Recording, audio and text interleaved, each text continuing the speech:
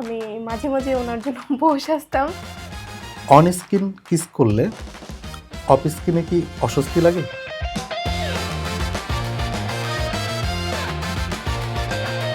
আপনার ক্রাশ কি এখনো সিঙ্গেল?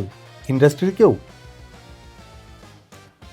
আমার ক্রাশ মিডিয়া পারসন, বাট উনি সিঙ্গেল না, উনি ম্যারিড পারসন।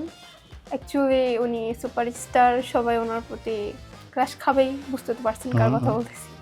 শাকিব ভাই, উনি আমার ছোটোবেলারই ক্রাশ। আমি মাঝে, মাঝে ওনার জন্য বসে আসতাম আচ্ছা। দুষ্টামি করে। যখন ওনার মুভি দেখতাম স্ক্রিনে, বড় স্ক্রিনে, তখন অ্যাকচুয়ালি ওই থেকে আমার মিডিয়াতে কাজ করার অনেক আগ্রহ বা উনি অ্যাকচুয়ালি যখন ওনাকে আমি বাস্তবে দেখলাম, এত সুন্দর, উনি এত সুন্দর যে যে কেউ ওনার প্রেমে পড়তে বাধ্য হবে। হিংসে হয় কি?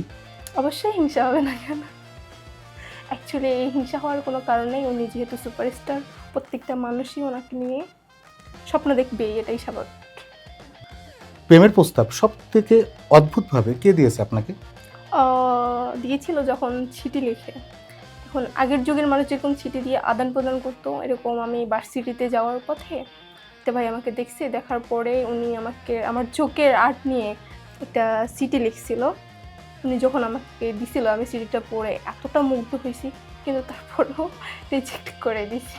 আচ্ছা, তাহলে চিঠি দিয়ে প্রপোজ করাটাই আপনার কাছে অদ্ভুত লেগেছে?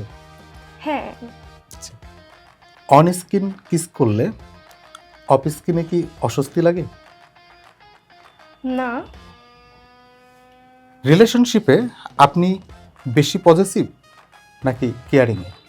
রিলেশনশিপ তো অনেক ধরনের হয়ে থাকে, যেমন ফ্রেন্ডশিপ বা হচ্ছে বন্ধুত্ব বা পাড়া প্রতিবেশী। রিলেশনশিপ হচ্ছে একটা টক্সিক, যে যার সাথে ভালো বিহেভ করতে পারে, যার আমার ক্ষেত্রে হচ্ছে ফ্রেন্ডশিপটা, রিলেশনশিপ যেটা ফ্রেন্ডশিপ, ওটা আমার কাছে একটু ভালো মনে হয়, আমি ওটাকে গুরুত্ব দেই। আমার কাছে সব থেকে ভালো সম্পর্ক হচ্ছে আমার ফ্রেন্ডশিপ। সব থেকে ভালো সম্পর্ক জি, ফ্রেন্ডশিপ। ফ্রেন্ডশিপ, যেটার মধ্যে রিলেশন পর্যায়ে। বিয়ে আগে না ক্যারিয়ার আগে, কোনটা বেছে নেবেন?